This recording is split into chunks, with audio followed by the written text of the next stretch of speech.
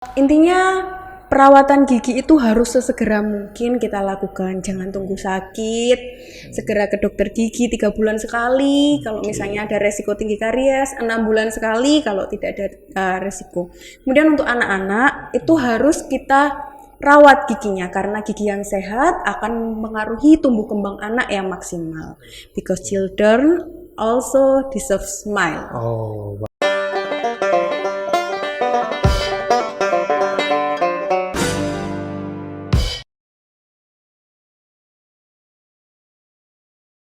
Assalamualaikum warahmatullahi wabarakatuh. Selamat sore semuanya. Kembali lagi di channel YouTube RSNU Tuban di segmen Nukleus Podcast, ngobrol santai dan maknyus. Oke, kembali lagi bersama saya Dr. Abdi. Pada sore hari ini kita akan kedatangan tamu yang istimewa. Biasanya spesial, sekarang istimewa. Nah, kenapa istimewa? Karena pada sore hari ini kita akan kedatangan dokter gigi baru di RSNU. Nah, ada dokter gigi spesialis kedokteran gigi anak nih, baru di RSNU. Nah, kita pengen kenal lebih jauh, siapa sih, dari mana asalnya, gimana untuk pekerjaannya di RSNU bagaimana, atau di tempat lain bagaimana. Nah, tanpa berlama-lama lagi, mari kita sambut Dr. Gigi Tia Rizna Hidayatun Nisa, spesialis kedokteran gigi anak. Ya, terima kasih Dokter Abdi. Halo dokter. Halo dok.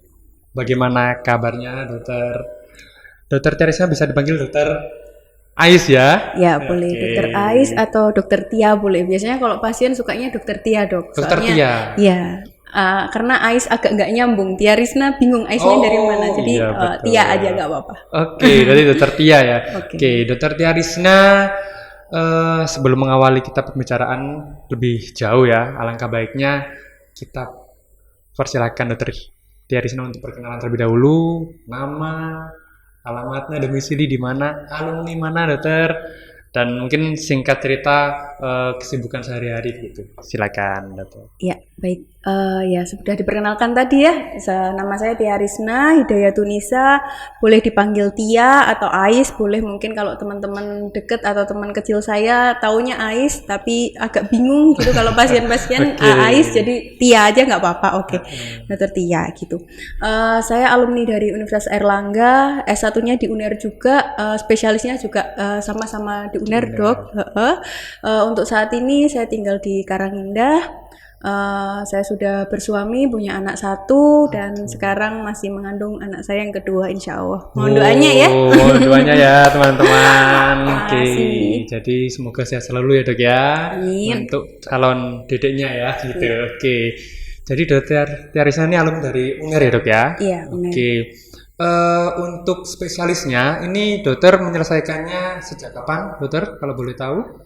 Saya mulai tahun 2019 untuk masuk spesialis, kemudian selesai di tahun 2022 kemarin. 2022, oh berarti juga baru tahun kemarin dulu Iya, ya. Oke. Mungkin teman-teman sobat Nukleus Podcast di sini masih bingung ya. Kedokteran gigi anak itu apa sih, gimana? Mungkin bisa kita tanyakan ya. Sebenarnya singkatnya aja dok. Untuk bisa disebut SPKGA ya. Itu seperti apa, atau mungkin ranahnya untuk di kedokteran gigi itu seperti apa, bisa dijelaskan sedikit dok? Ya. Gitu. Baik, mungkin agak bingung juga ya, apa bedanya dokter gigi anak sama dokter gigi umum. Iya. Ya. Jadi gigi anak itu tidak seperti apa ya, miniatur dari orang dewasa. Mereka memang kondisi yang spesial, jadi perlu penanganan yang spesial juga. Makanya kita ada sekolah lagi setelah S1, setelah menyelesaikan dokter gigi umum, ada spesialisnya lagi. Di situ kita akan diajari gimana cara menangani anak-anak biar mereka nggak trauma perawatan gigi. Soalnya kita saja sebagai orang dewasa kadang geder juga kan dok, kalau misalnya mau perawatan gigi, saya aja deg-degan nih mau perawatan gigi, padahal sudah tahu misalnya perawatan gigi itu kayak gimana lah. apalagi anak-anak, kita nggak bisa menganggap anak-anak itu sebagai miniatur orang dewasa, bukan. Jadi ada penanganan khususnya dok. Kenapa kok harus ke spesialis gigi anak untuk perawatan anak itu ya? Nah kenapa? Karena kita diajari bagaimana cara melihat anak-anak itu ke depannya gigi susunya ini akan seperti apa. Jadi tidak hanya merawat pada hari itu saja, tapi gimana planningnya ke depan biar ketika gigi susu ini tanggal, gigi permanennya itu mendapatkan tempat atau ruang yang cukup untuk erupsi atau tumbuh. Jadi kita melihatnya secara holistik. Kadang juga orang tua kan menganggap bahwa oh ini gigi susu, ya udahlah biarin nanti gigi dewasanya juga keluar. Nah itu salah paradigmanya. Jadi gigi susu tetap harus dirawat gitu dok. Kita juga diajari bagaimana mempertahankan gigi susu itu, kemudian merawat gigi susu agar nantinya ketika gigi permanennya keluar itu nggak berantakan dok. Jadi ternyata mencegah gigi berantakan itu bisa dilakukan dari si anak masih kecil. Nah itu di SPKGA atau spesialis gigi anak kita diajari cara-caranya. Jadi ketika dia besar, gimana sih biar nggak gingsul, istilahnya seperti itu. Gimana biar nggak ada benggang atau diastem, gimana giginya biar nggak maju. Nah, ya semuanya itu ada di dalam gigi anak. Jadi kita bisa melakukan istilahnya kayak preventif ya, preventif ke anak-anak biar nantinya ketika dewasa masalah-masalah itu tidak keluar gitu. Wah, menarik berarti ya untuk SPKGA atau dokter gigi anak itu memang sudah ada ilmunya sendiri, lebih spesifik lagi begitu dokter ya? Iya, betul sekali. Oke, dan bahkan mungkin ada treatment khusus juga ya, atau ada istilahnya waktu kuliahnya diajari ya cara men-treatment anak seperti ini pun anak-anak kan ada yang mungkin nurut, tapi ada juga yang dia rewel, ada juga yang dia istilahnya suka bertanya, ada yang suka diem aja gitu-gitu deh. Jadi ada sendiri juga ya kayak gitu ya. Betul, kita juga diajari gimana psikologi anak dok. Jadi pendekatannya kalau dalam ilmu kedokteran gigi itu namanya manajemen behavior. Jadi gimana deketin anak ini biar dia tuh mau perawatan gigi kayak gitu. Kalau memang sudah susah, kita dekati secara psikologis. Tentunya juga ada perawatan secara medis, namanya farmakologis. Jadi pendekatan secara farmakologis. Jadi untuk biar anak tenang selama perawatan, itu ada obat tertentu yang bisa kita berikan biar anak lebih rileks, kemudian lebih kooperatif, perawatannya jadi lebih lancar dok gitu. Wah, mantap sekali nih ya. Jadi untuk sekarang nih dokter Teresina sudah mulai praktek di RSNO. Jadi buat teman-teman sobat Teresina juga kalau mau memeriksakan ya anak-anaknya yang masih kecil ya, selagi gigi permanennya belum tumbuh bisa langsung ke RSNO. Nah, tapi kalau bicara masalah kasus-kasusnya dok, mungkin untuk orang awam yang belum tahu istilah dari kedokteran, kasus apa saja sih sebenarnya yang lebih spesifik bisa dikerjakan oleh dokter gigi anak? Mungkin bisa dijelaskan sedikit dokter. Oke, jadi untuk kedokteran gigi anak itu sendiri ada 3 bidang dok. Jadi kita untuk gigi anak itu ada subspesialisnya sendiri.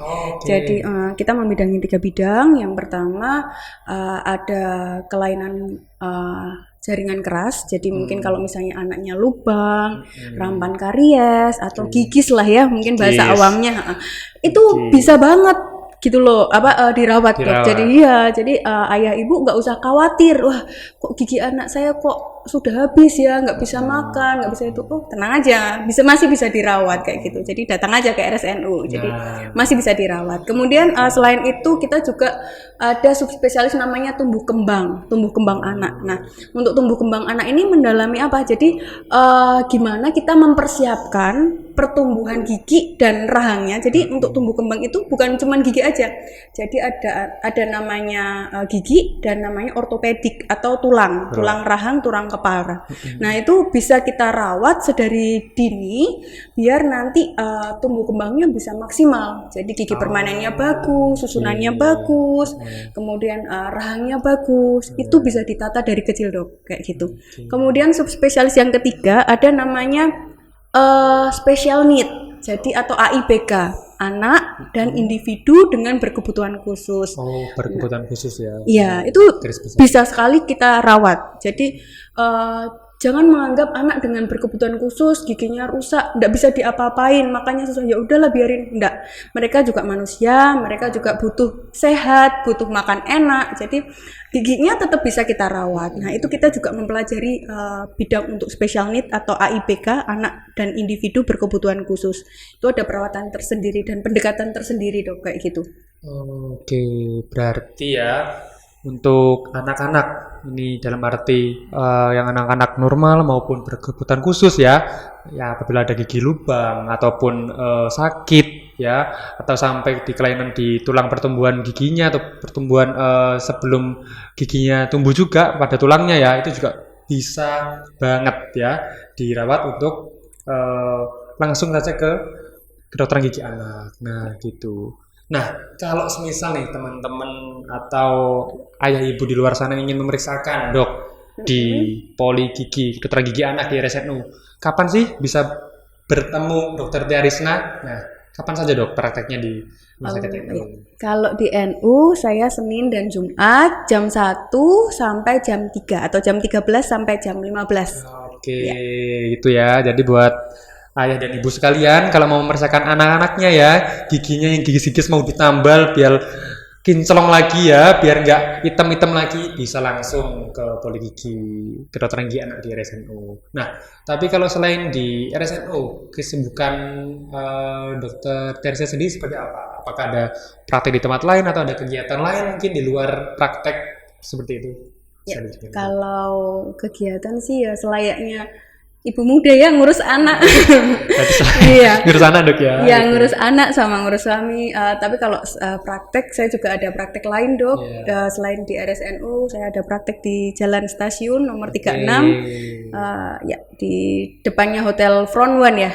Mungkin kalau praktek mandiri dok ya berarti ya? Iya, selain di NU ada di situ. Oke. Berarti kalau kesibukan lain ya itu ya, mengurus anak, apalagi ini calon anak kedua ini dok ya berarti ya. Insya Allah. Mohon doanya. Ya, amin dokter. Oke. Nah, tapi kalau bicara masalah perawatan gigi anak dok, apakah perawatan gigi anak ini hanya bisa dengan biaya umum ataukah bisa juga dok memakai BPJS? Nah, mungkin itu yang perlu banyak yang tanya juga ya. Bisa nggak ya pakai BPJS? Apakah hanya umum aja atau gimana? Bisa dijelaskan gitu? Ya, bisa. Jadi kalau misalnya ayah bunda ada BPJS atau asuransi, bisa banget untuk tetap melakukan perawatan secara cashless ya. Jadi jangan khawatir, jangan nanti kalau ke dokter mahal dan lain sebagainya. Betul. Kita bisa melakukan perawatan pakai asuransi atau pakai BPJS, silakan. Meskipun untuk saat ini memang belum ya, maksudnya belum jalan untuk BPJS-nya karena masih administratif dok. Jadi tapi nanti kedepannya bisa banget kalau misalnya mau pakai BPJS dan perawatan ke poli gigi anak di RSNU, monggo dipersilahkan. Nah, ya, jadi buat teman-teman, ayah ibu sekalian bisa nanti pakai BPJS ke poli gigi anak. Cuman memang sabar dulu, ini masih dalam proses administratif di kantor BPJS-nya ya, gitu. Nah, dokter, ngomong-ngomong kita sudah ngobrol jauh, haus ya dok ya? Kok namanya haus? Di depan kita ini sudah ada minuman segar. Ini produk asli gizi RSNU dokter. Ya, bisa dicoba dokter. Ini ya kunir asem, produk dari gizi RSNU. Bisa dicoba dulu dokter. Wah, kunir asem. Iya. Suka dokter minum? Iya, kebetulan kalau jamu-jamuan saya paling suka kunir asem. Oh, pas sekali. Seger banget ya. Soalnya. Oke, mari kita minum bareng dokter ya.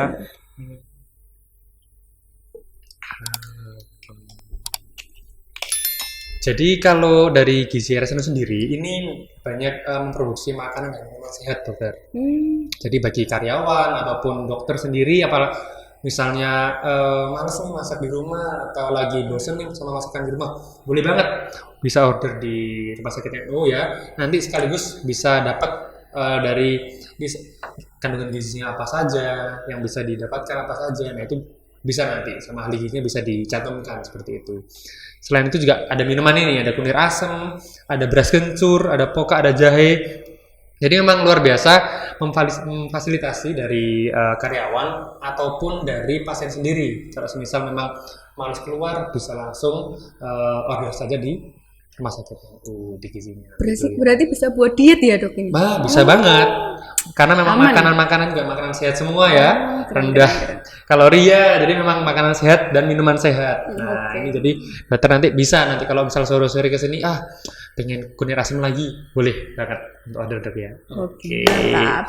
Ya, nah dokter kalau dari dokter sendiri nih, pengennya untuk ke depannya dari karir dokter ini seperti apa? Apakah ingin membuat klinik lagi atau membuat seperti apa atau ingin kesibukan apa lagi dokter untuk kedepannya mungkin di karirnya gitu. Oke. Kalau saya tentunya ingin mendalami lebih dalam lagi profesi saya sebagai kalau misalnya di medis kita nyebutnya pedodontis ya, jadi Pedodontis, ya, ya. jadi spesialis gigi anak. Mungkin kan saat ini orang-orang masih kayak agak awam ya, ngapain kok masih anak-anak diperiksain giginya. Iya. Padahal anak-anak itu juga perlu loh, maksudnya gigi yang sehat, kemudian senyum yang menawan. Jangan dianggap yang dewasa-dewasa doang yang pengen giginya bagus, cantik gitu ya. Anak-anak juga lah.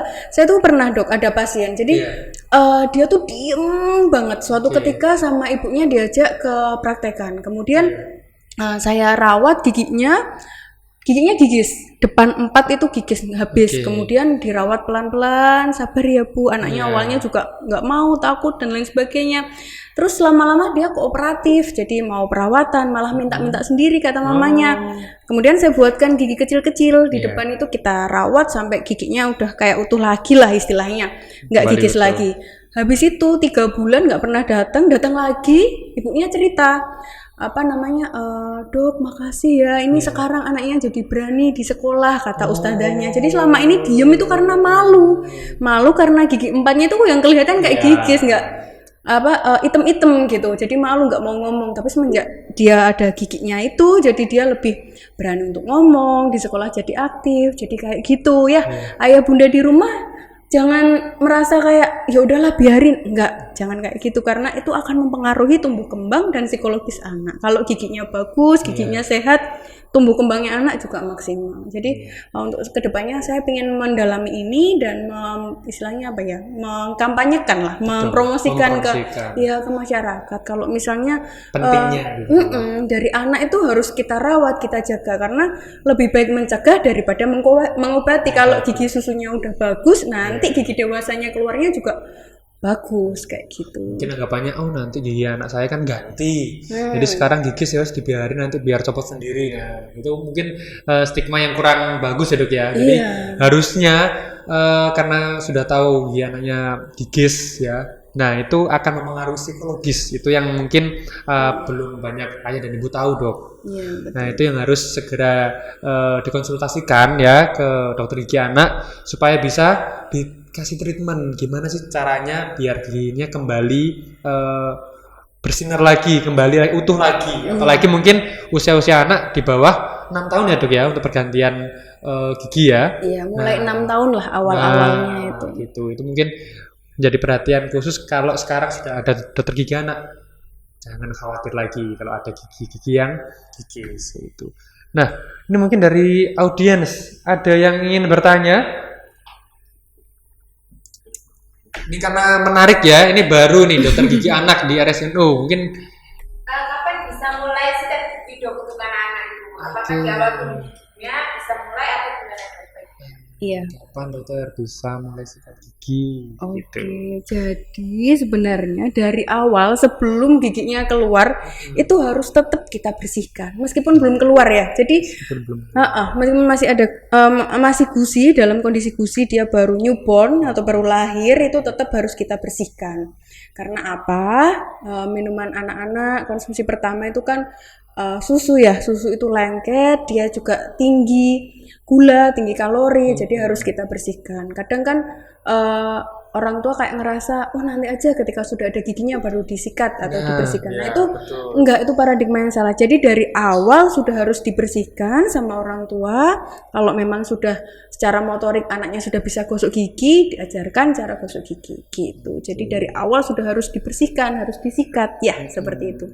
Mungkin kalau yang belum ada giginya dok, gimana sih caranya yang bersihkannya dokter? Mungkin singkatnya gitu.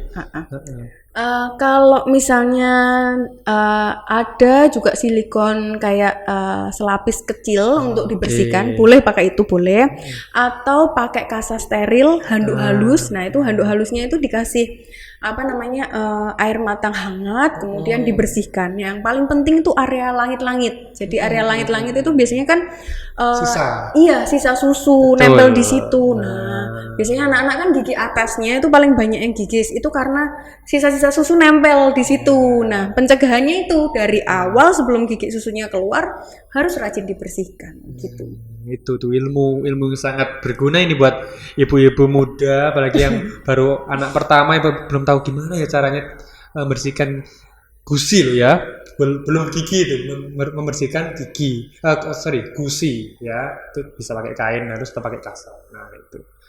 Mungkin ada lagi? Sudah ya, oke. Nanti kalau yang ingin bertanya bisa langsung konsultasi ke Poli Gigi Anak ya di RSN Tuban. Nah, dokter untuk mengakhiri ya, mungkin ada pesan-kesan sekaligus closing statement dari dokter, kesan-pesan di RSNU atau untuk RSNU atau untuk Poli Gigi Anak mungkin ke depannya. Silakan. Ya. Kalau untuk RSNU sendiri saya lihat sudah perkembangannya luar biasa ya, top banget lah RSNU. Tepuk tangan buat RSNU ya. Pionir podcast ya, podcast medis luar biasa. Untuk Poli Gigi ya, intinya perawatan gigi itu harus sesegera mungkin kita lakukan, jangan tunggu sakit, segera ke dokter gigi 3 bulan sekali kalau misalnya ada resiko tinggi karies, 6 bulan sekali kalau tidak ada resiko. Kemudian untuk anak-anak itu harus kita rawat giginya karena gigi yang sehat akan mengaruhi tumbuh kembang anak yang maksimal, because children also deserve smile. Oh, wow. Oke, wah, nggak terasa sebenarnya sudah lama kita ngobrol. Sayang sekali memang waktunya kita terbatas. Padahal kita masih pengen tahu sebenarnya dokter gigi anak ini seperti apa, nanti perawatannya apa saja. Sebenarnya masih banyak yang ingin ditanyakan teman. Nanti kalau sekali lagi kalau dari teman-teman podcast sekalian ingin bertanya bisa langsung konsultasi ke Poli Gigi Anak. Ya. Nah, untuk mengakhiri dokter, kita jargon bareng-bareng. Jargonnya dari Nukleus Podcast. Jadi nanti kalau saya bilang Nukleus Podcast, ngobrol santai dan manis, gitu ya. Oke ya. Sebelumnya buat teman-teman Nukleus Podcast jangan lupa ya subscribe channel RSN Tuban dan like, comment, share ya. Jadi untuk ketika nanti ada uploadan baru bisa tahu nih dari Nukleus Podcast apa saja. Nah seperti itu. Oke dokter ya, untuk mengakhiri kita jargon bareng-bareng. Nukleus Podcast, ngobrol santai dan maknyus.